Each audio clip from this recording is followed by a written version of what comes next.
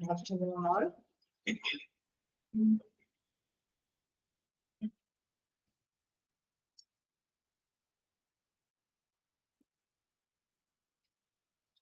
Okay. നമ്മളെ കഴിഞ്ഞ ക്ലാസ്സിലെടുത്ത് വായിച്ചു നോക്കിയിരുന്നോ?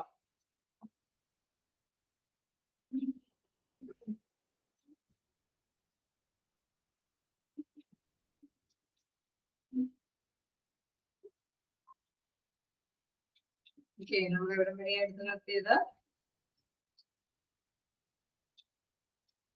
യൂണിയന്റെ കാര്യങ്ങളാണ് നമ്മൾ ഡിസ്കസ് ചെയ്തത്.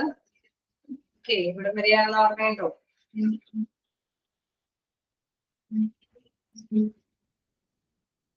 ഒബ്ജക്റ്റീവ്സ് ഒബ്ജക്റ്റീവ്സ് കംപ്ലീറ്റഡ് ആയില്ലേ?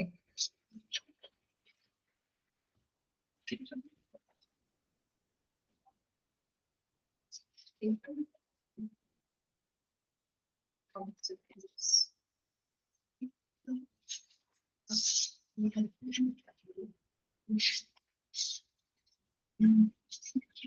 യൂണിയൻ ഒബ്ജക്റ്റീവ്സ് ആയിക്കോ. പിന്നെ ക്ലാസ്സുകൾ കവർ ചെയ്തില്ലേ നമ്മൾ?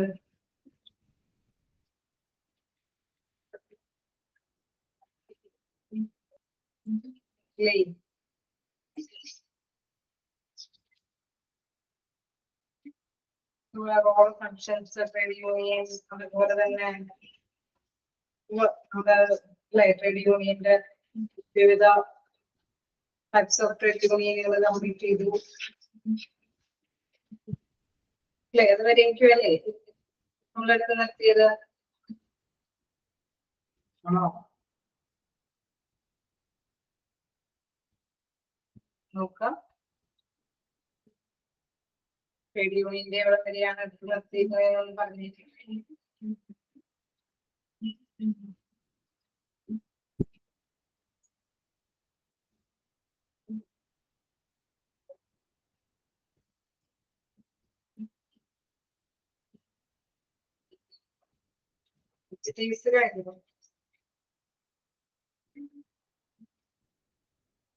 Different types of trade union. ഉള്ളടത്തില്ലേ? വേണ്ടോ?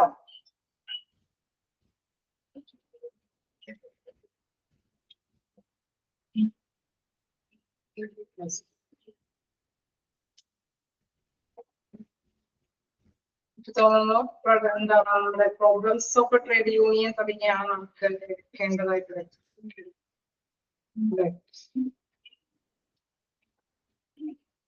Different types of trade union കഴിഞ്ഞ് പ്രോബ്ലംസ് ഓഫ് ട്രേഡ് യൂണിയൻ തുടങ്ങിയാണ്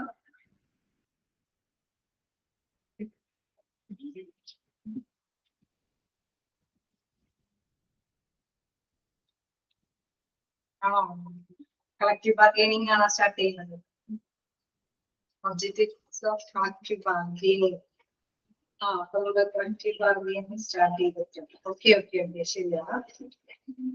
ഓക്കെ, ഞാൻ ക്ലാസ്സിൽ ചെറുതായിട്ട് കഴിഞ്ഞ ക്ലാസ്സിൽ ഞങ്ങൾ 2-3 ക്ലാസ്സുകളൊക്കെ എടുക്കണേ, 4-5 ക്ലാസ്സസ് HRM-ന്റെ നമ്മളിപ്പോ ലാസ്റ്റ് HRM 8 വരെ ആയിരിക്കും.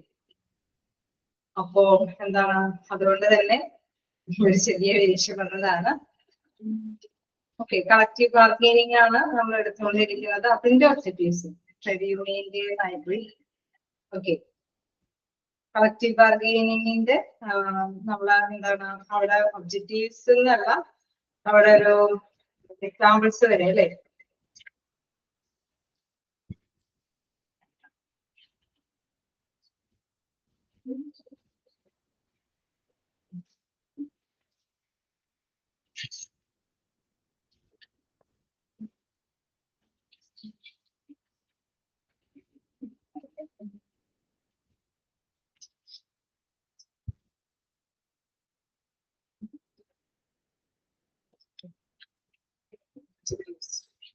ഒബ്ജക്റ്റീവ്സ് ഫസ്റ്റ് പോയിന്റ് നമ്മൾ വരികയാണ്. ശരിയാണ്, നിങ്ങളുടെ തെറ്റിയിട്ടില്ല, എന്റെയാണ് ഒരു മിസ്റ്റേക്ക് സംഭവിച്ചിരുന്നത്.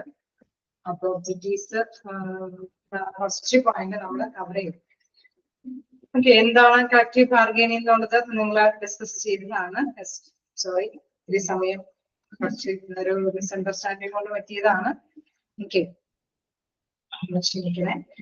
അപ്പൊ അതില് ഒബ്ജക്റ്റീവ്സില് പ്രധാനമായിട്ട് നമ്മൾ മനസ്സിലാക്കിയത് കളക്റ്റീവ് ബാർഗെയിനിങ് എന്താന്നുള്ളത് നിങ്ങൾ കണ്ടു. അവിടെ തൊഴിലാളികൾക്കും തൊഴിലുടമകൾക്കും അവരുടേതായിട്ടുള്ള അവകാശങ്ങൾ നേടിയെടുക്കാം എന്നുള്ളതാണ്.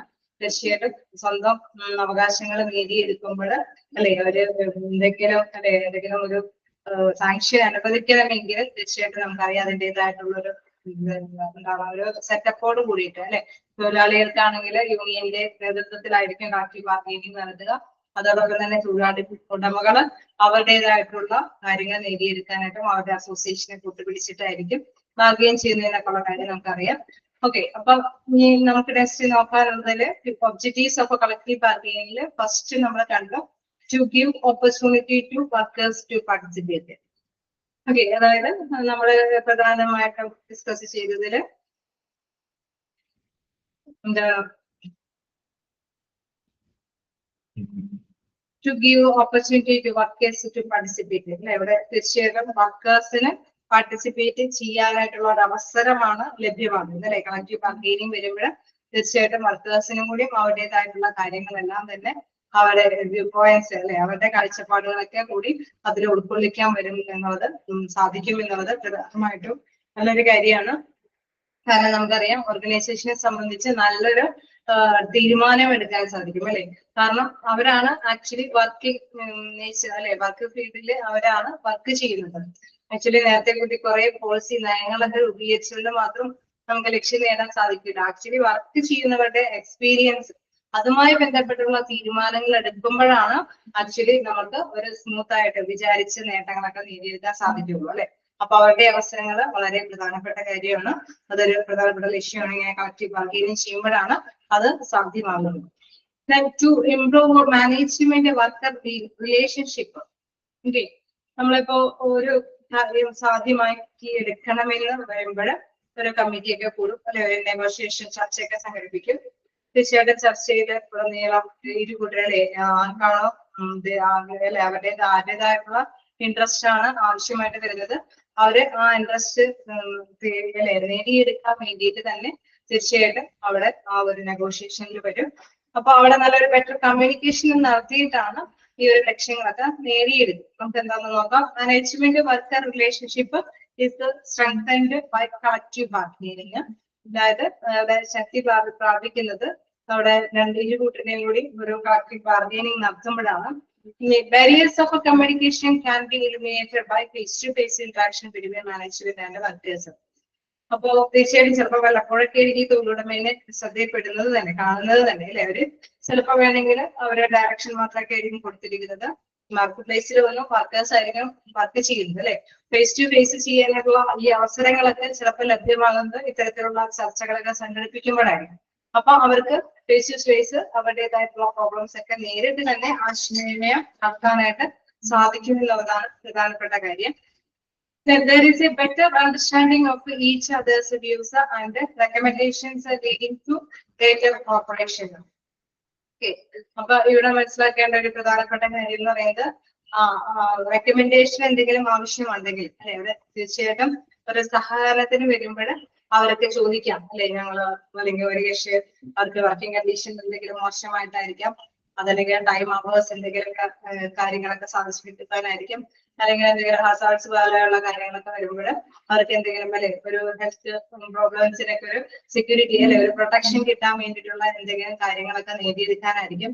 എന്തായാലും എനിവേ അവരോട് എന്താണ് അവർക്ക് നേരിട്ട് അല്ലെ ഒരു സഹകരണത്തോട് കൂടിയിട്ട് മറ്റുള്ളവരുടെ ഇടയിലേക്ക് അത് മനസ്സിലാക്കി കൊടുക്കാൻ സാധിക്കും. ഒരുപക്ഷെ നമ്മൾ എന്താ പറയുന്ന ഒരു ഫോർമലായിട്ട് കുറച്ച് ലെറ്റർ റൈറ്റിംഗ് പോലെ കുറച്ച് നിബന്ധനകളൊക്കെ അല്ലെ അത് വെച്ച് കഴിഞ്ഞാൽ ഒരുപക്ഷെ എന്താണ് എംപ്ലോയീസ് അത് ആക്സെപ്റ്റ് ചെയ്യണമെന്നില്ല. കാരണം ഇവരുടെ അനുഭവങ്ങൾ ഇവരുടെ ബുദ്ധിമുട്ടുകൾ നേരിട്ട് പറയുമ്പോഴാണ് ആ കോൺസിക്വൻസ് അതിന്റെ ബുദ്ധിമുട്ടുകൾ എന്താണെന്ന് കൃത്യമായിട്ട് മനസ്സിലാക്കാനായിട്ട് സാധിക്കുകയുള്ളൂ. അപ്പൊ അവര് തീർച്ചയായിട്ടും എംപ്ലോയേഴ്സ് തീർച്ചയായിട്ടും എന്തെങ്കിലുമൊക്കെ ചോദ്യങ്ങൾ ചോദിക്കാം. കൃത്യമായിട്ട് ഇവരുടെ ആ ഒരു കാര്യങ്ങളൊക്കെ അവർക്ക് മറുപടിയോടുകൂടി തന്നെ നേരിട്ട് തന്നെ ഫേസ് ടു ഫേസിൽ തന്നെ പറയാനൊക്കെ ആയിട്ട് സാധിക്കും. സോ ഒരു നല്ലൊരു സഹവർത്തിത്വത്തോട് കൂടിയിട്ട് അവർക്ക് കാര്യങ്ങളൊക്കെ ശുപാർശ ചെയ്യാനായിട്ട് സാധിക്കും. There is a less doubt and substitution on each other as the workers know the position of the management and vice versa. Okay, നമുക്കറിയാം അവിടെ പ്രത്യേകിച്ച് ഡൗട്ടുകളോ അല്ലെ ഒരു സംശയാസ്പദമായിട്ടുള്ള കാര്യങ്ങളൊന്നും അവിടെ വരില്ല. കാരണം നേരിട്ട് അല്ലെ ടൈം ടു ടൈമില് നേരിട്ട് ഫേസ് ടു ഫേസിലാണ് അവിടെ കാര്യങ്ങൾ ചെയ്യുന്നത്. അതുകൊണ്ട് തന്നെ പ്രത്യേകിച്ച് അങ്ങനെ ഒരു ബുദ്ധിമുട്ട് വരില്ല. Both will know the reasons for their difference in opinions. ഇവിടെ പ്രധാനമായിട്ട് നമ്മൾ മനസ്സിലാക്കേണ്ട കാര്യം വ്യത്യസ്ത ഒപ്പീനിയനുകളായിരിക്കും അല്ലെ. അപ്പൊ ആ ഒപ്പീനിയനുകൾ ആശയങ്ങൾ നമുക്ക് ഓരോ കൂട്ടർക്കും ഓരോ ആശയങ്ങളായിരിക്കും. ഒന്നിച്ച് നെഗോഷിയേഷൻ ഒക്കെ സംഘടിപ്പിക്കുമ്പോൾ നമുക്കറിയാം ഓരോ വിഭാഗക്കാർക്ക് നിങ്ങൾക്ക് എന്തെങ്കിലും പറയാനുണ്ടോ, അല്ലെങ്കിൽ നിങ്ങൾക്ക് അല്ലെങ്കിൽ ഈ വിഭാഗക്കാർക്ക് എന്തെങ്കിലും പറയാനുണ്ടോ, അപ്പൊ ഇതിന് എങ്ങനെ സൊല്യൂഷൻ നമുക്ക് കണ്ടെത്താം. അപ്പൊ ഓരോ കൂട്ടര് അവരുടെ പറ്റാവുന്ന സൊല്യൂഷൻസ് ഒക്കെ അവിടെ പറയും, അവതരിപ്പിക്കും അല്ലെ. അങ്ങനെയല്ലേ ചർച്ചയിലൊക്കെ ഉണ്ടാവുന്നത്, ആണോ? അല്ലെ, ചർച്ച സംഘടിപ്പിക്കുമ്പോൾ അങ്ങനെയല്ലേ. അപ്പൊ ഓരോരുത്തരുടെയും ഒപ്പീനിയൻ പറയുമ്പോൾ നമുക്കറിയാം ഏറ്റവും സൂട്ടബിൾ ആയതുള്ളത് നമുക്ക് തിരഞ്ഞെടുക്കാനായിട്ട് സാധിക്കും അല്ലെ. ഒരുപാട് കോസ്റ്റ്ലി ഒന്നും ഇല്ലാതെ എന്നാൽ നല്ല രീതിയിലുള്ള എഫക്റ്റീവ് ആയിട്ടുള്ള ഒരു ബെനിഫിഷ്യൽ പാക്കേജുകളിലേക്ക് അല്ലെങ്കിൽ എന്തെങ്കിലും തൊഴിലാളികൾക്ക് ആവശ്യമായിട്ടുള്ള സജ്ജീകരണങ്ങളിലേക്ക് അത് എത്തിക്കാനായിട്ട് സാധിക്കും എന്നുള്ളതാണ് അവിടെ പ്രധാനപ്പെട്ട മറ്റൊന്ന്. ഓക്കെ, അപ്പൊ അവിടെ ഇംപ്രൂവ് മാനേജ്മെന്റ് വർക്ക് റിലേഷൻഷിപ്പ്, നല്ലൊരു ബന്ധം അല്ലെ, അഭേദ്യമായ ബന്ധം അത് വളർത്തിക്കൊണ്ടുവരാനായിട്ട് സാധിക്കും. ഓരോരുത്തരുടെയും ആശയങ്ങൾ മനസ്സിലാക്കാൻ സാധിക്കും. എല്ലാവർക്കും എന്താണ് നേരിട്ട് തന്നെ അവരെ ഫേസ് ടു ഫേസിൽ ബന്ധപ്പെടാനായിട്ട് സാധിക്കും. സോ അവര് അങ്ങനെ വരുമ്പോൾ എന്താണ് അവരുടെ കറക്റ്റ് ആയിട്ടുള്ള എന്താണ് സിറ്റുവേഷൻ എന്താണെന്ന് പെട്ടെന്ന് ഗ്രഹിക്കാനായിട്ട് തൊഴിലുടമയ്ക്കും അതുകൊണ്ട് സാധിക്കും എന്നുള്ളതാണ്. ഓക്കെ അല്ലേ?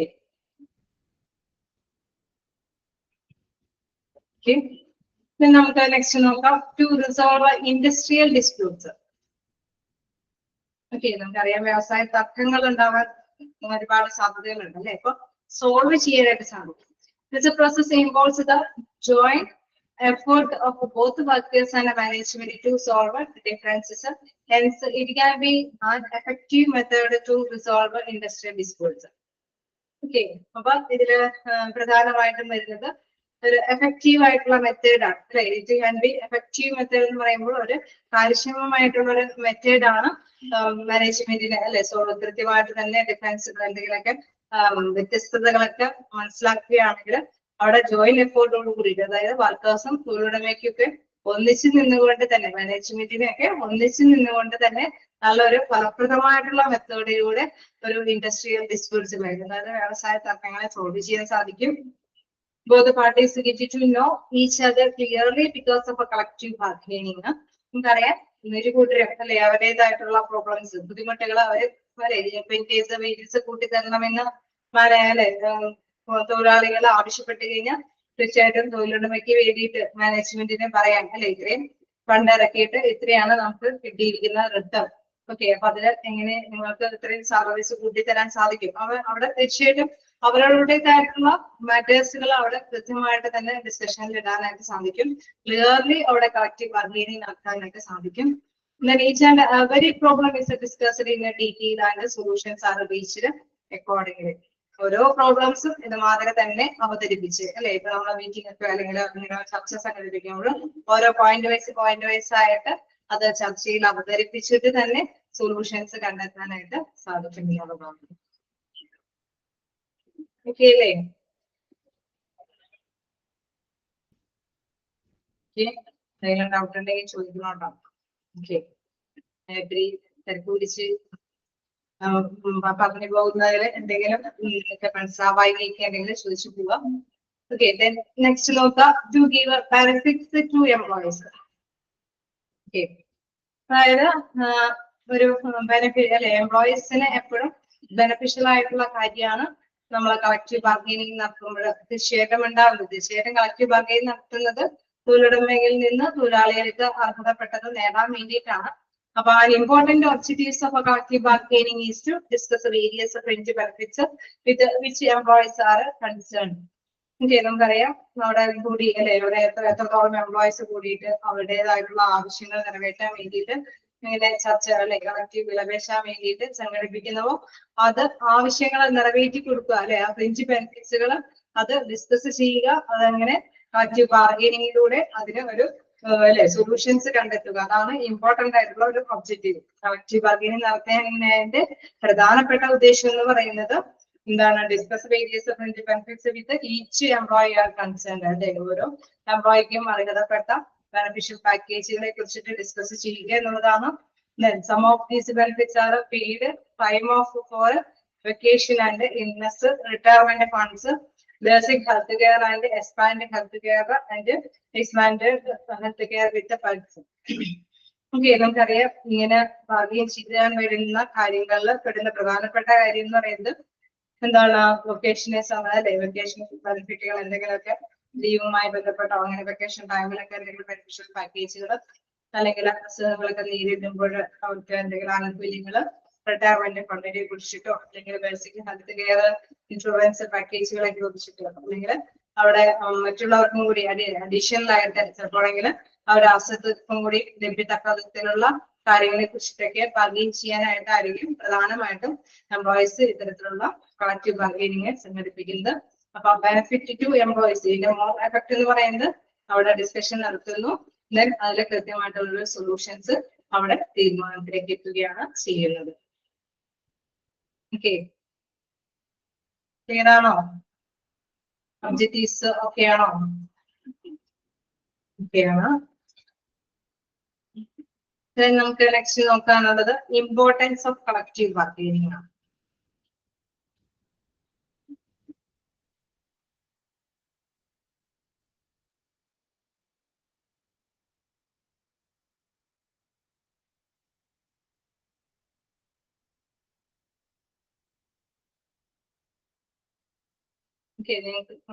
നമ്മുടെ സെക്കൻഡ് ചാപ്റ്റർ നിങ്ങളുടെ ഒരുമാതിരി കവർ ചെയ്ത് കഴിഞ്ഞോ?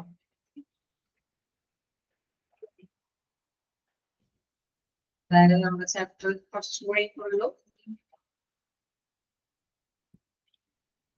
ഒരുമാതിരി എടുത്തിട്ടില്ലോ? സെക്കൻഡ് ചാപ്റ്റർ ആണ് അല്ലെ, വലിയ ചാപ്റ്റർ ആണ്. എന്തായാലും എന്റെ ഒരു അവറ് മിസ്സിന് അലോട്ടബിൾ ആയിട്ടുണ്ട്. എനിക്ക് വീക്കിലി 1 hour ആണ് കിട്ടുക. ഓക്കെ, എങ്കിൽ കൂടി നമുക്ക് എനിക്ക് തോന്നുന്നു നെക്സ്റ്റ് അവർ ഫുൾ വേണ്ടി വരില്ല എന്ന് തോന്നുന്നു നമ്മൾ ചുരുക്കാനായിട്ട്. അപ്പോ സെക്കൻഡ് ചാപ്റ്ററിന്റെ ഒരു ഭാഗം നമുക്ക് എടുക്കാനായിട്ട് ശ്രമിക്കാം. ഓക്കെ, അപ്പൊ നമുക്ക് നെക്സ്റ്റ് ഫ്രൈഡേ ആയിരിക്കും ഇനി എനിക്ക് ക്ലാസ് ഉണ്ടാവുക. അപ്പൊ നോക്കാം, നമുക്ക് സെക്കൻഡ് ചാപ്റ്ററിന്റെ ഒരു പോർഷനും കൂടി സ്റ്റാർട്ട് ചെയ്യാനായിട്ട് ശ്രമിക്കാം. ഓക്കെ, ഇതല്ലാതെ ഏതൊരു ചാപ്റ്റർ നമ്മൾ എടുക്കാനുണ്ടെന്ന് തോന്നുന്നു അല്ലെ? ഒരു ചാപ്റ്റർ നിങ്ങൾക്ക് എടുക്കാത്തതുണ്ടോ? എല്ലാ ചാപ്റ്ററും സ്റ്റാർട്ട് ചെയ്തിട്ടുണ്ടോ? ഫോർത്ത് ചാപ്റ്റർ അല്ലേ? നോക്കട്ടെ, സെക്കൻഡ് ചാപ്റ്ററിൽ ചാപ്റ്റർ 4 അല്ലെ? അപ്പൊ എനിക്ക് തോന്നുന്നു ഞാൻ ഫോർത്ത് ചാപ്റ്റർ പിടിക്കുന്നതായിരിക്കും ബെറ്റർ. കാരണം സെക്കൻഡ് ചാപ്റ്ററിൽ മിസ്സിന് എന്തായാലും 2 hour അലോട്ടബിൾ ആണ്. സോ നോക്കാം, ഫോർത്ത് ചാപ്റ്റർ നോക്കാം. എനിവേ, എന്തായാലും നെക്സ്റ്റ് ടൈം വരുമ്പോൾ നമ്മുടെ ഇതിന് ശേഷമുള്ളത് എന്തായാലും ഒരു ഡിസിഷൻ ഇവിടെ നിന്ന് തരും മാനേജ്മെന്റിൽ നിന്ന്, അതനുസരിച്ചിട്ട് വരാം. അപ്പോ ഇത് എന്തായാലും നമുക്ക് നെക്സ്റ്റ് ഇതോട് കൂടിയിട്ട് ഫിനിഷ് ചെയ്യാം. ഓക്കെ, അപ്പൊ ഇതില് നമ്മൾക്ക് ഇനി നോക്കാനുള്ളത് എന്താണ് ഇമ്പോർട്ടൻസ് ഓഫ് കളക്റ്റീവ് ബാർഗെയിനിങ് ആണ്. ഓക്കെ, നിങ്ങളുടെ എക്സാം എങ്ങനെയുണ്ടായിരുന്നു? ഫിഫ്ത്ത് ബാച്ചിലർ എക്സാം എളുപ്പമായിരുന്നോ? എളുപ്പമില്ലായിരുന്നു. ഓക്കെ, അപ്പൊ ഇനി ഇമ്പോർട്ടൻസ് ഓഫ് കളക്റ്റീവ് ബാർഗെയിനിങ് നമുക്ക് നോക്കാം.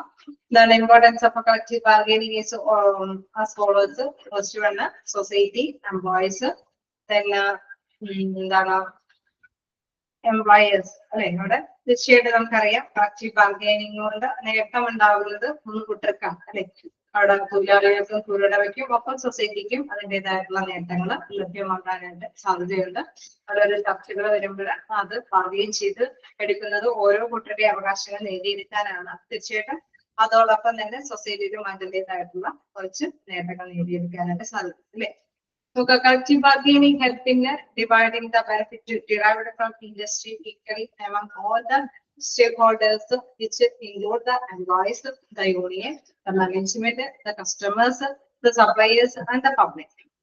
Okay, നമ്മൾ കളക്റ്റീവ് ബാർഗെയിനിങ് സംഘടിപ്പിക്കുമ്പോൾ ഒരു പ്രൊഡക്ഷൻ യൂണിറ്റിൽ അവിടെ തൊഴിലാളികളുടേതായിട്ടുള്ള അവകാശങ്ങൾ നേടിയെടുക്കണമെന്ന് ചർച്ചകൾ സംഘടിപ്പിക്കുന്നു. അങ്ങനെ ചർച്ചകൾ സംഘടിപ്പിക്കാനായിട്ട് വരുമ്പോൾ തീർച്ചയായിട്ടും നമുക്കറിയാം അവിടെ എന്താണ് അതിൻ്റെതായിട്ടുള്ള പ്രധാനപ്പെട്ട നേതാക്കളും അല്ലെ, ചിലപ്പോൾ യൂണിയൻ ലീഡേഴ്സ് ഒക്കെ ആയിരിക്കും, അല്ലെങ്കിൽ മാനേജ്മെന്റ് അല്ലെ, ഭാഗത്ത് നിന്ന് മാനേജ്മെന്റ് ഉണ്ടാകും. തീർച്ചയായിട്ടും അതേമാതിരി തന്നെ ഇത് അല്ലെ ഈ ഒരു പ്രൊഡക്ഷനൊക്കെ ലഭ്യമാകുന്ന കസ്റ്റമേഴ്സിന്റെയും കൂടി ഒപ്പീനിയൻ അറിയാനായിട്ട് അവരെ കൂടിയൊക്കെ കൂട്ടിച്ചേർത്തിട്ടായിരിക്കും തീർച്ചയായിട്ടും ചർച്ചകൾ മുന്നോട്ട് പോയി. സോ അതുകൊണ്ട് തന്നെ നമ്മൾ മനസ്സിലാക്കേണ്ട പ്രധാനപ്പെട്ട കാര്യം, ഇത്തരത്തിലുള്ള ബാർഗെയിനിങ് നടത്തുമ്പോൾ അതിന്റെ ബെനിഫിറ്റ്സുകൾ എല്ലാവർക്കും തന്നെ ഈക്വലി ലഭ്യമാക്കും അല്ലെ. സ്റ്റേക്ക് ഹോൾഡേഴ്സ് എന്ന് പറയുമ്പോൾ അത് അനുഭവപ്പെടുന്ന അല്ലെ അതിന്റെ ആ ഒരു ആയിരിക്കൊണ്ടിരിക്കുന്ന എല്ലാവർക്കും അതിന്റെ ഗുണങ്ങൾ നേടിയെടുക്കാൻ സാധിക്കും.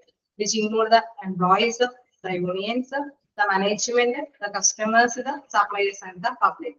അതായത് സ്റ്റേക്ക് ഹോൾഡേഴ്സ് എന്ന് പറയുമ്പോൾ തൊഴിലാളികളുണ്ട്, തൊഴിലാളികളെ സപ്പോർട്ട് ചെയ്യാനായിട്ടുള്ള യൂണിയൻ നേതാക്കന്മാരുണ്ട്, മാനേജ്മെന്റ് ഉണ്ട്, അതായത് തൊഴിലുടമയെ സപ്പോർട്ട് ചെയ്യാനായിട്ടുള്ള മാനേജ്മെന്റ് ഉണ്ട്, കസ്റ്റമേഴ്സ് ഉണ്ട്, അതായത് ഇതിന്റെ ഗുണഭോക്താക്കള് അവരാണ്. ഇത് പ്രൊഡക്ഷൻ ആണെങ്കിലും സർവീസ് ആണെങ്കിലും അത് പബ്ലിക്കിന് വേണ്ടിയിട്ടാണ് നമ്മൾ കൈകാര്യം ചെയ്യുന്നത്. സോ അതുകൊണ്ട് തന്നെ കസ്റ്റമേഴ്സും സപ്ലയേഴ്സും അല്ലെ ഇത് ലഭ്യമാക്കി കൊടുക്കുന്ന അല്ലെ നമുക്ക് വിൽപ്പനക്കാരുണ്ട്. അതേമാതിരി തന്നെ മൊത്തത്തിൽ പബ്ലിക്കിന് അല്ലെ സമൂഹത്തിനും അതിൻ്റെതായിട്ടുള്ള ഗുണവശങ്ങൾ ലഭ്യമാണ്. സെക്കൻഡ് പോയിന്റ് നോക്കാം. It help to create a structure of industrial laws and regulations based on civil rights followed within the industry. Okay, നമുക്ക് മനസ്സിലാക്കേണ്ട ഒരു പ്രധാനപ്പെട്ട കാര്യം, it helps to create a structure of industrial laws and regulations based on civil rights followed within the industry.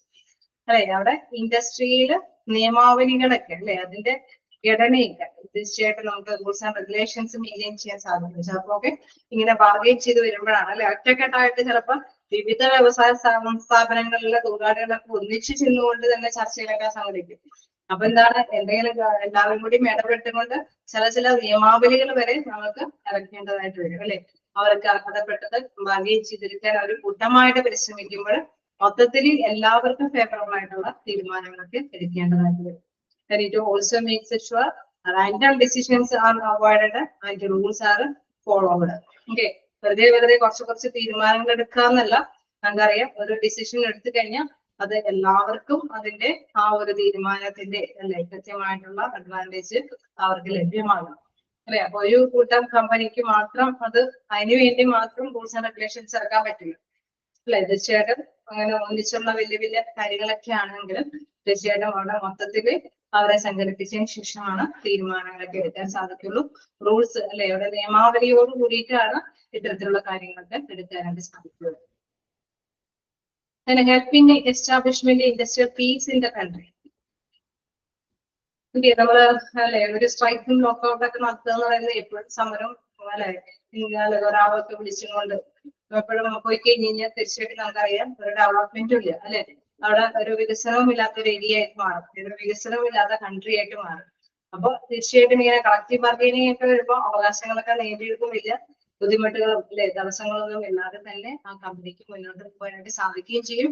അങ്ങനെ സമാധാനത്തോട് കൂടിയിട്ട് കൺട്രിക്ക് അല്ലെ അവിടേതായിട്ടുള്ള ഒരു industrial democracy അല്ലെങ്കിൽ ഇൻഡസ്ട്രിയൽ ഒരു സ്റ്റെബിലിറ്റി നിലനിർത്തി കൊണ്ടുപോകാനായിട്ട് സാധിക്കും. Then it leads to an amicable industry environment which will remove the problems in the path of a nation's economic and social development. Okay, അപ്പൊ അവിടെ തീർച്ചയായിട്ടും നമ്മൾ എപ്പോഴും ചർച്ചകൾ സംഘടിപ്പിക്കുമ്പോൾ അല്ലെ അവിടെ നമ്മൾ പറയുന്നത് ഒരു നല്ല ബെറ്റർ റിലേഷൻഷിപ്പോട് കൂടിയിട്ടാണ് ചർച്ചയിൽ പങ്കെടുക്കേണ്ടത്. അമിക്കബിൾ ഇൻഡസ്ട്രിയൽ റിലേഷൻ എൻവയോൺമെന്റ് എന്ന് പറഞ്ഞാൽ ഒരു സൗഹൃദമായിട്ടുള്ള ഒരു ഇൻഡസ്ട്രിയൽ ഇതിലേക്ക് മൂവ്മെന്റ് ചെയ്യും അല്ലെ, അത് പോകാനായിട്ട് അല്ലെ അത് നയിച്ചു കൊണ്ടുപോകാൻ സാധിക്കുന്നു. Then which removes the problems in the path of a nation's economic and social development. സാമ്പത്തികമായും സാമൂഹികമായിട്ടും ഉണ്ടാവുന്ന ആ വികസനത്തിൽ ഉണ്ടാവുന്ന ചേരാവുന്ന കാര്യങ്ങൾക്കൊക്കെ ഒരു അല്ലെ പ്രോബ്ലംസ് തർക്കങ്ങളൊക്കെ അതിന്റെ ആ ഒരു ബുദ്ധിമുട്ടുകളൊക്കെ കുറച്ചു കൊണ്ടുവരാനായിട്ട് അതുകൊണ്ട് സാധിക്കുന്നു. Then it also gives the procedure to regulate the employment conditions of employees. മാത്രമല്ല നമുക്കറിയാം അല്ലെ തൊഴിലാളികളുടെ ക്ഷേമത്തിന് വേണ്ടിയിട്ടാണ് കൂടുതലായിട്ട് കളക്റ്റീവ് ബാർഗൈനിങ് നടത്തുന്നത് അല്ലെ. അപ്പൊ അവിടെ ആ തൊഴിൽപരമായിട്ടുള്ള നിയമാവലികൾ നടപടിക്രമങ്ങൾ തീർച്ചയായിട്ടും ചിലപ്പോൾ വേണമെങ്കിൽ വർക്കിംഗ് അവേഴ്സ് കുറച്ച് കൊണ്ടുവരാനായിരിക്കും, അല്ലെങ്കിൽ അല്ലെ, നമുക്ക് എന്തെങ്കിലും സുരക്ഷ കാര്യങ്ങൾ വാഗ്ദാനം ചെയ്യാനായിരിക്കും, സാലറി കൂട്ടി തരാനായിരിക്കും, ഇൻക്രിമെന്റ്സ് അല്ലെങ്കിൽ ഓവർ ടൈം ഡ്യൂട്ടി അല്ലെങ്കിൽ അങ്ങനെയുള്ള കാര്യങ്ങളൊക്കെ ആയിരിക്കും. ഇനി എന്ത് തന്നെയാണെങ്കിലും എംപ്ലോയ്മെന്റ് കണ്ടീഷൻസ് അല്ലെ, അതിന്റെ നടപടിക്രമങ്ങളിലൊക്കെ കൃത്യത പാലിക്കാനായിട്ടൊക്കെ കളക്റ്റീവ് ബാർഗൈനിങ് കൊണ്ട് സാധിക്കുമെന്നുള്ളതാണ്. പ്രാധാന്യത്തെ കുറിച്ചിട്ട് ക്ലിയർ ആണോ? ജസ്റ്റ് വായിച്ചു നോക്കാം. സൊസൈറ്റിക്ക് മാത്രമുള്ളത്, അതില് സ്റ്റേക്ക് ഹോൾഡേഴ്സ് ഒക്കെ ആരൊക്കെയാണ് നിൽക്കുന്നത് ജസ്റ്റ് നോട്ട് ചെയ്ത് പോവാം.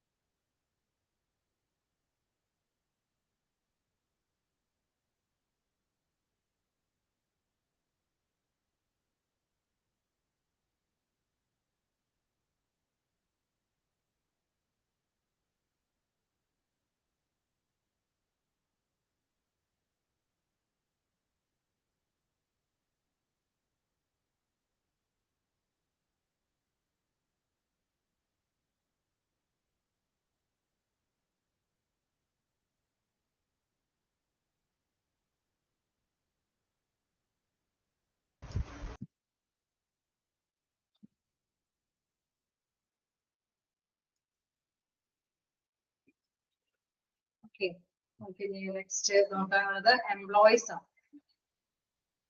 എംപ്ലോയീസ് എന്ന് പറയുമ്പോൾ തൊഴിലാളികൾ അല്ലെ. Collective bargaining is important to employees in the following ways. എങ്ങനെയാണ് കളക്റ്റീവ് ബാർഗൈനിങ് തൊഴിലാളികൾക്ക് ഗുണകരമാകുന്നത് നോക്കാം. The employees are utilised with the feelings of responsibility towards their work and have a high self esteem as a result of a collective bargaining. അല്ലെ, ഒരു ഉയർന്ന അവർക്ക് എന്താണ് അവർ ചെയ്യുന്ന കാര്യങ്ങൾക്ക് അല്ലെ, അവർ ബാർഗൈൻ ചെയ്യുന്ന കാര്യങ്ങൾക്കൊക്കെ തീർച്ചയായിട്ടും നമുക്കറിയാം ഒരു ബുദ്ധിമുട്ടുകൾ വരുന്നത് കൊണ്ടാണ് ആ ഒരു കാര്യങ്ങൾക്ക് വേണ്ടിയിട്ട് അവർ ബാർഗൈൻ ചെയ്യാനായിട്ട് തുടങ്ങുന്നത്. അതുകൊണ്ട് തന്നെ അവർക്ക് ഉയർന്ന ഒരു പരിഹാരം കണ്ടെത്തി കൊടുക്കാനായിട്ട് ഈ കളക്റ്റീവ് ബാർഗൈനിങ് കൊണ്ട് സാധ്യമാകുന്നു എന്നുള്ളതാണ് പ്രധാനപ്പെട്ട കാര്യം. The employees are utilized with the feeling of a responsibility towards their work. വർക്കുമായി ബന്ധപ്പെട്ട് വരുന്ന ഫീലിങ്സുകൾ ഉത്തരവാദിത്തപ്പെട്ടവരെ അവരെ അറിയിക്കാനായിട്ടാണ് ശ്രമിക്കുന്നത്. And have a high self-esteem as a result of a collective ബാർഗൈനിൽ നിന്ന് കിട്ടുന്ന ആ ഒരു തീരുമാനങ്ങൾ അവർക്ക് നല്ല രീതിയിലുള്ള പരിഹാരമായിട്ട് കണ്ടെത്താനായിട്ട് സാധിക്കുന്നു. Then as the bargaining capacity of the group increases, it makes the workers more powerful. തീർച്ചയായിട്ടും നമുക്കറിയാം കുറച്ചും കൂടി വല്ല ശക്തി ആർജിക്കുന്നതാണ് ബാർഗൈനിങ് എന്ന് പറയുന്നത് അല്ലെ. ഒരു ബാർഗൈനിങ് നടത്തുക എന്നൊക്കെ പറയുമ്പോൾ തീർച്ചയായിട്ടും അവർക്ക് അത്രയും സ്ട്രോങ് ആയതുകൊണ്ടാണ് അവര് വിലപേശാനായിട്ടുള്ള ഒരു ശക്തി പ്രകടിപ്പിക്കുന്നത്. സോ എന്താണ് ഇത് ഒരു തരത്തിൽ നോക്കിക്കഴിഞ്ഞു കഴിഞ്ഞാൽ അവർക്ക് അതിനുള്ള കപ്പാസിറ്റി ഉണ്ടെന്ന് കൂടി മനസ്സിലാക്കാനായിട്ട് സാധിക്കും. The employee become a more efficient and have a greater enthusiasm towards work. അതായത് നമുക്കറിയാം എംപ്ലോയീസ് ആണെങ്കിൽ നല്ല കാര്യക്ഷമമായിട്ട് വർക്ക് ചെയ്യാനായിട്ട് അവരെ പ്രേരിപ്പിക്കുകയാണ്. കാരണം നമുക്ക് എന്താണ് അനുകൂലമായിട്ടുള്ള നടപടികൾ വരുമ്പോൾ എന്താണ് അവരെ പ്രോത്സാഹിപ്പിക്കാൻ ഒന്നും കൂടി ഉത്സാഹത്തോട് കൂടിയിട്ട് വർക്ക് ചെയ്യാനായിട്ട് അവരെ പ്രേരിപ്പിക്കുകയാണ് ഇതുകൊണ്ട് സാധ്യമാകുന്നത്. Then keep a check on random decisions of the management which affect the employees. Based decisions of the management are also discouraged. അവിടെ തീർച്ചയായിട്ടും നമുക്ക് മനസ്സിലാക്കേണ്ട മറ്റൊരു കാര്യം എന്താണ്, ഇൻ കേസ് ഡിസിഷൻസ് ഒന്നും നെഗറ്റീവ് ആയിട്ടുള്ള ഒരു ഡിസിഷൻസ് അല്ലെങ്കിൽ റാൻഡം ആയിട്ടുള്ള ഡിസിഷൻസ് ഒക്കെ വന്നു ചേർന്നാല് എംപ്ലോയീസ് ഡിസ്കറേജ്ഡ് ആവാനായിട്ടുള്ള സാധ്യതയാണ് വരുന്നത്. So the trade union movement becomes stronger with increasing support of employees. Trade യൂണിയനുകളൊക്കെ എന്താണ് വരുന്നത്, അതിന്റെ ആ ഒരു ഇമ്പോർട്ടൻസ് നോക്കുകയാണെങ്കിൽ ട്രേഡ് യൂണിയന്റെ കൂടി സപ്പോർട്ടോട് കൂടിയിട്ട് അവർക്ക് സ്ട്രെങ്ത് കൂട്ടാനായിട്ട് സാധിക്കുന്നു അല്ലെ. അപ്പൊ യൂണിയൻ മൂവ്മെന്റ് ബിക്കംസ് സ്ട്രോങ്ങർ ആണ്, ഒന്നുകൂടി അവര് ശക്തി പ്രാപിക്കാനായിട്ട് അതുകൊണ്ട് സാധിക്കുന്നു. Then make the management accessible for workers to share their concern and negotiate on relevant issues of their benefits. Okay, തൊഴിലാളികളെ സംബന്ധിച്ച് നോക്കുകയാണെങ്കിൽ അവിടെ ആശങ്കകളൊക്കെ ഉണ്ടാവും അല്ലെ, അതൊക്കെ ലഘൂകരിക്കാനായിട്ട് സാധിക്കും. ഈ ഒരു ചർച്ച വരുമ്പോഴാണ് അത് ചർച്ച ചെയ്യാനൊക്കെ ആയിട്ടുള്ള ഒരു സാധ്യതകൾ വരുന്നത്. So share the concern and negotiate on relevant issues of their benefit. നിലവിലുള്ള ബെനിഫിറ്റ്സുകളെ ഒക്കെ കുറിച്ചിട്ട് അത് ഒരു അവലോകനം നടത്താൻ വേണ്ടിയിട്ട് ഇതുകൊണ്ട് സാധിക്കും. ഈ കളക്റ്റീവ് ബാർഗൈനിങ് വരുമ്പോഴാണ് അത് കൃത്യമായിട്ട് തന്നെ കൈകാര്യം ചെയ്യാനായിട്ട് സാധിക്കുന്നത്. ഓക്കെ, നമുക്ക് വീണ്ടും പോയിന്റ്സ് ഉണ്ട്. Collective bargaining helps in addressing the grievances of workers in timely manner. അതായത് കൃത്യസമയത്ത് തന്നെ പരിഹാരങ്ങൾ കണ്ടെത്താനായിട്ട് സാധിക്കുന്നു. ബാർഗൈൻ ചെയ്യുന്ന കാര്യങ്ങൾക്ക് കൃത്യമായിട്ടുള്ള പരിഹാരം കണ്ടെത്താൻ സാധിക്കുന്നു. As a result chances of conflict arising from wages and employment conditions, economic and technological advancements in the industry ആണ് മിനിമൈസ്. ഓക്കെ, തീർച്ചയായിട്ടും നമുക്ക് മനസ്സിലാക്കേണ്ട കാര്യം എംപ്ലോയ്മെന്റ് കണ്ടീഷൻസ് അല്ലെങ്കിൽ എന്താണ് സാമ്പത്തികമായിട്ടുള്ള അല്ലെങ്കിൽ എന്താണ് ടെക്നിക്കലായിട്ട് അല്ലെ സാങ്കേതിക വിദ്യകളുടെയൊക്കെ അഡ്വാൻസ് ആയിട്ടുള്ള കാര്യങ്ങളൊക്കെ നമുക്ക് കൊണ്ടുവരാനായിട്ട് സാധിക്കുന്നു. കാരണം ഈ കളക്റ്റീവ് ബാർഗൈനിങ് വരുമ്പോഴാണ് തർക്കങ്ങളൊക്കെ ഉണ്ടാവാനായിട്ടുള്ള സാധ്യതകളൊക്കെ നമ്മളെ പരിഹാരത്തിലേക്ക് എത്തിക്കുന്നത്. അങ്ങനെ വരുമ്പോൾ chance of conflicts rise from wages and employment conditions. പ്രധാനമായിട്ടും നമുക്ക് തർക്കങ്ങൾ വരുന്നത് സാമ്പത്തികമായി ബന്ധപ്പെട്ടോ അല്ലെങ്കിൽ എംപ്ലോയ്മെന്റിന്റെ വർക്കിംഗ് കണ്ടീഷനുമായി ബന്ധപ്പെട്ടോ അല്ലെങ്കിൽ സാമ്പത്തികപരമായി ബന്ധപ്പെട്ടോ അല്ലെങ്കിൽ ടെക്നോളജി അഡ്വാൻസ്മെന്റുമായി ബന്ധപ്പെട്ടോ ഒക്കെ കാര്യങ്ങളാണ്.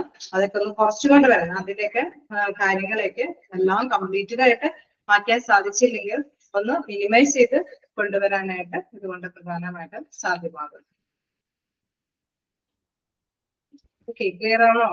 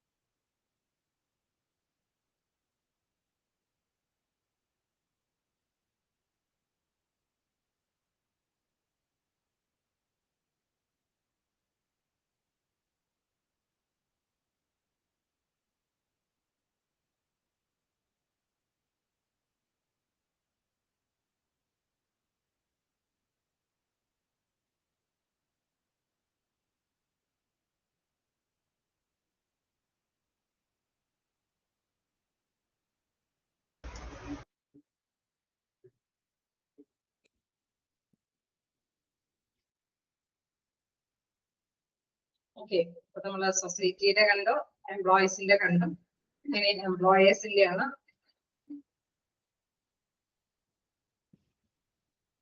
അപ്പൊ എംപ്ലോയേഴ്സിന്റെ ആണെങ്കിൽ നോക്കാം, തൊഴിലുടമയ്ക്ക് കളക്റ്റീവ് ബാർഗൈനിങ് നടത്തുമ്പോൾ എന്തൊക്കെയാണ് ഉപകാരപ്പെടുന്നത് നമുക്ക്. It leads to higher level of output contributed by motivated workforce, which can be freely communicated with the employer and can also bargaining with the employers for increased incentives. Okay, നമുക്കറിയാം incentives ഒക്കെ increase ചെയ്യാൻ വേണ്ടിയിട്ട് തൊഴിലുടമയോട് bargain ചെയ്യുന്നത് നമുക്കറിയാം പ്രതിനിധികളൊക്കെ ആയിരിക്കും. അതുപോലെ തന്നെ എന്താണ് നല്ല രീതിയിൽ അല്ലെ ഫ്രീലി കമ്മ്യൂണിക്കേറ്റ് ചെയ്യും അല്ലെ. തീർച്ചയായിട്ടും എന്താണ് അല്ലെ ഇവിടെ higher levels of output contributed by motivated workforce which can be freely communicated. അവിടെ നല്ല രീതിയിലുള്ള ഔട്ട്പുട്ട് എന്താണ് ഓർഗനൈസേഷൻ ലഭ്യമാക്കാനായിട്ട് നല്ല മോട്ടിവേറ്റഡ് ആയിട്ടുള്ള വർക്ക് ഫോഴ്സുകൾ എന്ന് വെച്ചാൽ നല്ല പ്രേരകമായിട്ടുള്ള നല്ല എന്താ ഉത്സാഹശീലരായിട്ടുള്ള വർക്ക് ഫോഴ്സുകൾ തന്നെ നല്ല രീതിയിൽ അത് ഔട്ട്പുട്ട് ഉണ്ടാക്കാൻ സാധിക്കും. അതുകൊണ്ട് തന്നെ ഫ്രീലി അവരെ കമ്മ്യൂണിക്കേറ്റ് ചെയ്യും അല്ലെ, തൊഴിലുടമയോട് ഫ്രീലി അവര് ഡിസ്കസ് ചെയ്യും. And can also bargain with employers for increased incentives. അങ്ങനെ നമ്മൾ ഇത്രയും അധ്വാനിച്ചിട്ട് ഞങ്ങൾക്ക് ഇത്രയും ടാർജറ്റൊക്കെ ഞങ്ങളെ കൊണ്ട് സാധിച്ചിട്ട് നമുക്ക് അതിൻ്റെതായിട്ടുള്ള ബെനിഫിഷ്യൽ ഇൻക്രീസ് അല്ലെങ്കിൽ ഇംപ്രൂവ്മെന്റ് ഒന്നും കിട്ടിയിട്ടില്ല സാലറിയിൽ.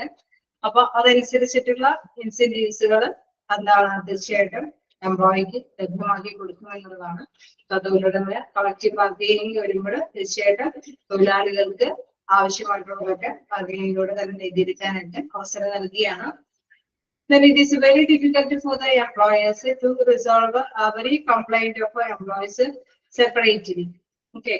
അവിടെ തീർച്ചയായിട്ടും നമുക്കറിയാം ഓരോ എംപ്ലോയി എവരി എംപ്ലോയി സെപ്പറേറ്റ് എന്ന് പറയുമ്പോൾ ഓരോ എംപ്ലോയിയുടെയും അല്ലെ അവിടെ കംപ്ലൈൻസുകൾ അല്ലെങ്കിൽ അവരുടേതായിട്ടുള്ള ബുദ്ധിമുട്ടുകൾ മനസ്സിലാക്കാനായിട്ടുള്ളത് പരിഹരിക്കാനായിട്ട് ശ്രമിക്കും. Then this method of finding solutions collectively by bargaining in adopted by the management. Okay. അപ്പൊ ഒരു സൊല്യൂഷൻ കണ്ടെത്തേണ്ടതുണ്ട്. പ്രോബ്ലംസ് വന്നു കഴിഞ്ഞാൽ തീർച്ചയായിട്ടും സൊല്യൂഷൻസ് കണ്ടെത്തണം. ബാർഗെയിനിങ് ഈസ് എന്താണ് adopted by the management. Bargaining എന്ന് പറയുന്നത് വിലപേശി മേടിക്കാൻ പോകും അല്ലെ. അത് തീർച്ചയായിട്ടും മാനേജ്മെന്റ് അഡോപ്റ്റ് ചെയ്തിട്ടാണ് അവരുടേതായിട്ടുള്ള എംപ്ലോയറുടേതായിട്ടുള്ള പ്രശ്നങ്ങൾക്ക് പരിഹാരങ്ങളൊക്കെ കണ്ടെത്താനായിട്ട് സാധിക്കുന്നത്. Third one collective bargaining so the employees feel secured which results in a lesser attrition. അതായത് കളക്റ്റീവ് ബാർഗെയിനിങ് നടത്തി തൊഴിലാളികൾക്ക് അവരുടെ ക്ഷേമം നേടിയെടുക്കാൻ പറ്റുമെങ്കിൽ അല്ലെ തീർച്ചയായിട്ടും നമുക്കറിയാം which result in lesser attrition അല്ലെ. അട്രീഷൻ എന്ന് പറഞ്ഞാൽ എന്താണ് അട്രീഷൻ റേറ്റ് എന്ന് പറയുന്നത്?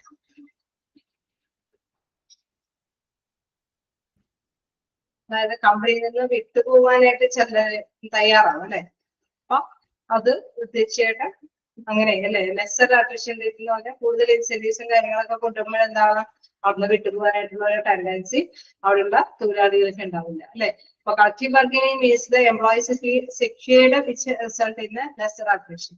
അവിടെ സുരക്ഷിതമായിട്ടുള്ള ഒരു കാര്യമായിട്ട് അവർക്ക് ഫീൽ ചെയ്യുന്നുണ്ട്. എന്തുകൊണ്ടാണ്? ലെസർ അട്രീഷൻ റേറ്റ് ആയതുകൊണ്ടാണ്. Hence the cost of labor turnover to management is reduced. Okay. അവിടെ മാനേജ്മെന്റും എന്താണ് ഇത്തരത്തിലുള്ള കോസ്റ്റ് അല്ലെ അവിടെ റെഡ്യൂസ് ചെയ്യുന്നുണ്ട്. ഓക്കെ. അപ്പൊ അതനുസരിച്ചിട്ട് തന്നെ അട്രീഷൻ റേറ്റ് അവിടെ നിന്ന് വിട്ടുപോകാനായിട്ടുള്ള ടെൻഡൻസി എംപ്ലോയിയുടെ ഭാഗത്ത് ഉണ്ടാവില്ല എന്നുള്ളതാണ്. അപ്പൊ തൊഴിലുടമയെ സംബന്ധിച്ച് എന്താ നേട്ടം? അവര് വിട്ടുപോയില്ലെങ്കിൽ വീണ്ടും ആൾക്കാരെ റിക്രൂട്ട്മെന്റ് നടത്തി സെലക്ഷൻ നടത്തി അപ്പോയിന്റ്മെന്റ് ഒക്കെ കൊടുക്കേണ്ട ഒരു കാര്യമില്ല അല്ലെ. അവിടെ ആ എംപ്ലോയീസിന് അല്ലെ അവർക്ക് അവരുടേതായിട്ടുള്ള നേട്ടങ്ങൾ അംഗീകരിച്ചു കൊടുത്താൽ മതി. അവർ അവിടെ തന്നെ നിന്ന് കണ്ടിന്യൂ ചെയ്തു. Then it becomes easier to communicate within the organization and help to connect to the top level, that management, and bottom level, that is workers. Okay. ഒരു നല്ല എഫക്റ്റീവ് ആയിട്ടുള്ള ഒരു കമ്മ്യൂണിക്കേഷൻ അല്ലെ ഒരു നല്ല കാര്യക്ഷമമായിട്ടുള്ള ഒരു ആശയവിനിമയം നടത്താനായിട്ട് സാധിക്കും. കാരണം നല്ലൊരു ഘടനയോട് കൂടി ഹൈറാർക്കിയോട് കൂടിയിട്ടായിരിക്കും ഇത് കൈകാര്യത്തിൽ വരുന്നത്. ടോപ്പ് ലെവലിൽ നിന്ന് എന്താണ് ബോട്ടം ലെവലിലേക്കാണ് വർക്കേഴ്സിനെ കൈകാര്യം ചെയ്യുന്നത്. ഓരോ മേലുദ്യോഗസ്ഥരെ അതാത് വ്യക്തികളാണ് റെസ്പെക്ട് ചെയ്തും അവരോടാണ് കടബാധിതരായിട്ട് വരുന്നത്. സോ എന്താണ് അവിടെ ഈസിയർ ടു കമ്മ്യൂണിക്കേറ്റ് ചെയ്യാനായിട്ട് സാധിക്കുന്നു എന്നുള്ളതാണ്. The last one, industrial disputes can be prevented and settled by collective bargaining. Okay. നമുക്കറിയാം ഇൻഡസ്ട്രിയൽ ഡിസ്പ്യൂട്ട് ആക്ട് 1947 അല്ലെ. അവിടെ തീർച്ചയായിട്ടും അത് സെറ്റിൽ ചെയ്ത് കൈകാര്യം ചെയ്ത് കൊണ്ടുപോകുന്നത് കളക്റ്റീവ് ബാർഗെയിനിങ്ങിലൂടെയാണ്. ഓക്കെ. തൊഴിലുടമയുടെ ഈ കളക്റ്റീവ് ബാർഗെയിനിങ് നടത്തുമ്പോഴുണ്ടാകുന്ന കാര്യങ്ങൾ ജസ്റ്റ് വായിച്ചു നോക്കാം. ഏതെങ്കിലൊക്കെ ക്വസ്റ്റ്യൻസ് വരാം. ഈ മൂന്നെണ്ണത്തിൽ ഏതെങ്കിലും ഒരെണ്ണത്തൊക്കെ തൊഴിലാളിയാണോ തൊഴിലുടമയാണോ അല്ലെങ്കിൽ സൊസൈറ്റിക്കാണോ അല്ലെ അവരെ എന്താണ് സൊസൈറ്റിക്കാണോ അതിന്റെ ആനുകൂല്യം എന്നുള്ളതൊക്കെ മനസ്സിലാകും. ജസ്റ്റ് വായിച്ചു നോക്കാം.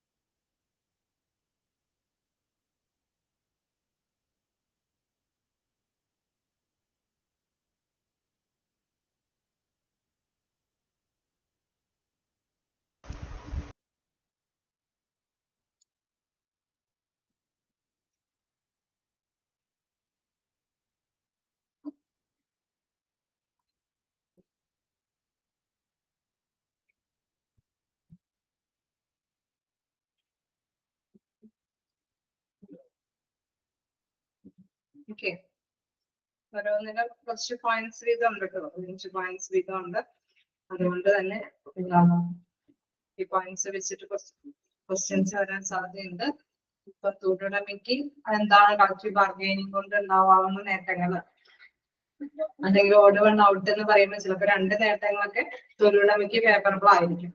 ഇപ്പൊ മറ്റൊരു ബസ്സിനെയും കൂടി ഉൾപ്പെടുത്തിക്കൊണ്ടുള്ള നേട്ടമുണ്ടെങ്കിൽ നിങ്ങൾ അത് കറക്റ്റ് ആയിട്ട് കണ്ടെത്തേണ്ടതുണ്ട്. സോ പോയിന്റ്സ് മസ്റ്റ് ആയിട്ട് തന്നെ മനസ്സിലാക്കി വെക്കാനായിട്ട് ശ്രമിക്കും.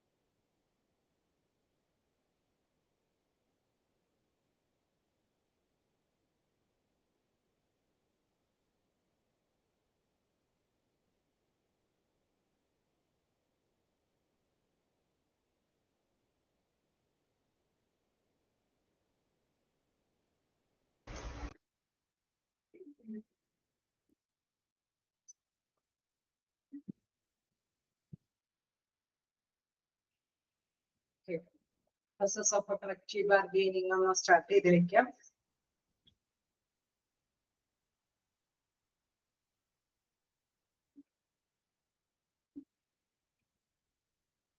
There are kind of environmental factors that influence the process. Firstly, the type of bargaining structure that is present between the union and the company. അതായത് അല്ലെ അവിടെ നമ്മുടെ പ്രോസസ്സ് അല്ലെ ഒരു പ്രത്യേകമായിട്ട് എൻവയറമെന്റൽ ഫാക്ടേഴ്സുകളെല്ലാം അതിനെ ആ ഒരു കളക്റ്റീവ് ബാർഗൈനിങ് പ്രോസസ്സിനെ എഫക്ട് ചെയ്യുന്നുണ്ട്. Firstly, the type of bargaining structure that is present between the union and the company. അതിൻ്റെതായിട്ടുള്ള ഒരു ഘടനയുണ്ട്. അതായത് കമ്പനിക്കും അല്ലെ യൂണിയനും ഇടയ്ക്ക് നല്ലൊരു ഘടനയോട് കൂടിയിട്ടാണ് അത് കൈകാര്യം ചെയ്യുന്നത്. പലതരത്തിലുള്ള ഒരു സ്ട്രക്ചർ ഉണ്ട് അതിന്. സോറി നിങ്ങൾക്ക് ക്ലിയർ അല്ലെങ്കിൽ ചോദിച്ചു കൊടുക്കാം.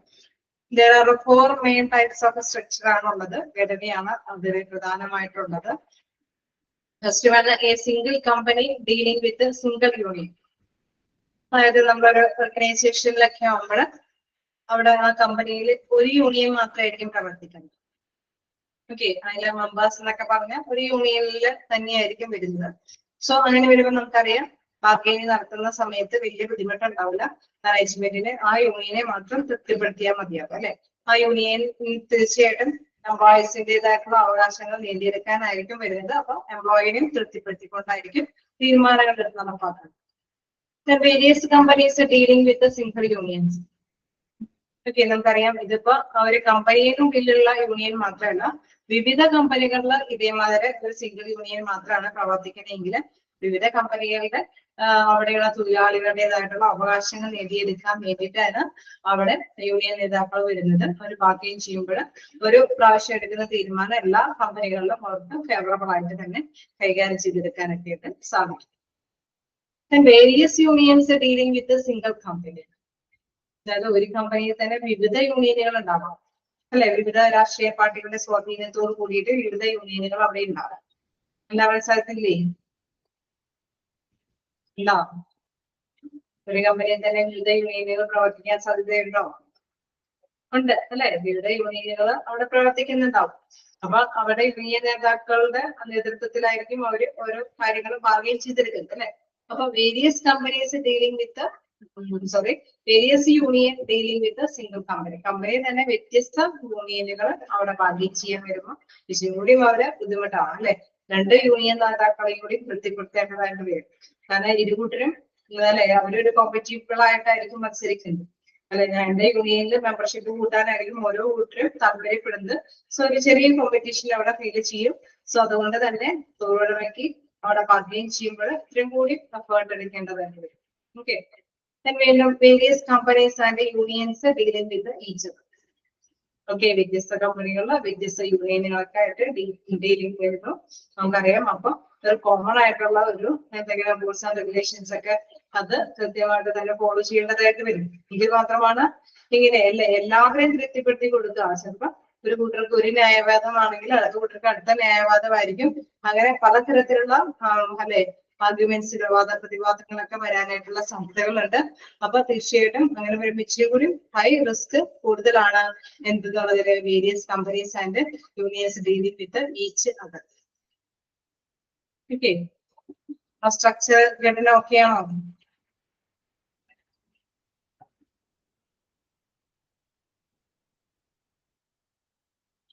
ഓക്കെ.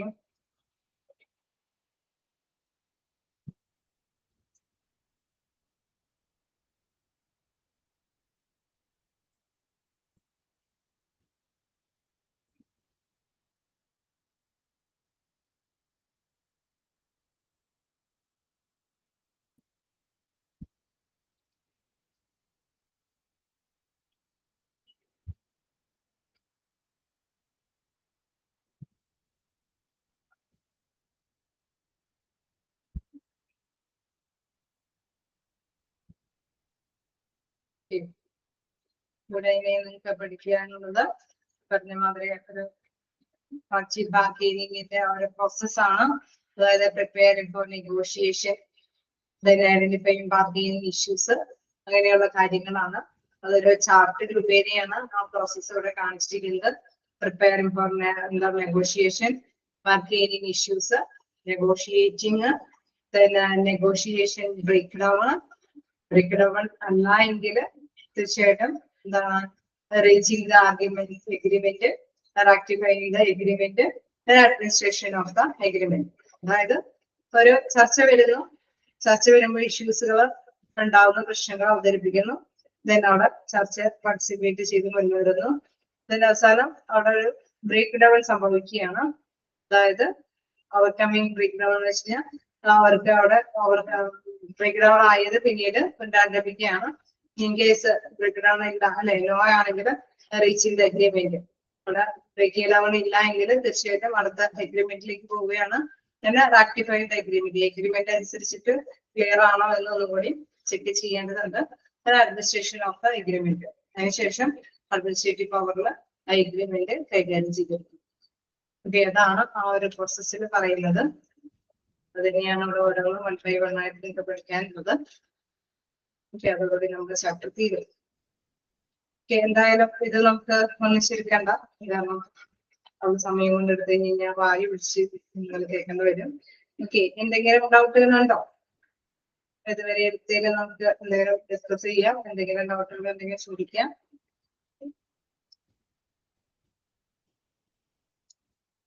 ഞാൻ അൺമ്യൂട്ട് ആക്കിയിട്ടുണ്ട്.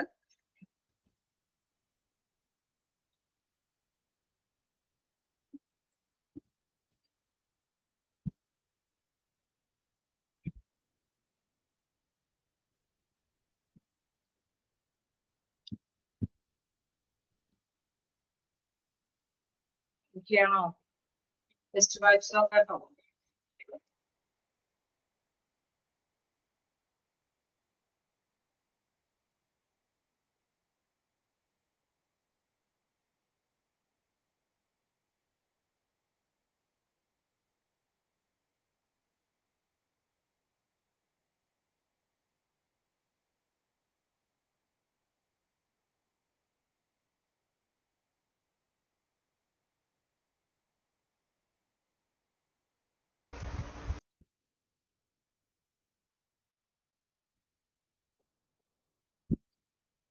ഓക്കെ, ടെസ്റ്റ് ഡൗട്ട് ഒന്നും ഇല്ലെങ്കിൽ അപ്പോൾ നമുക്ക് നെക്സ്റ്റ് ക്ലാസ്സിൽ കാണാം. Okay, thank you.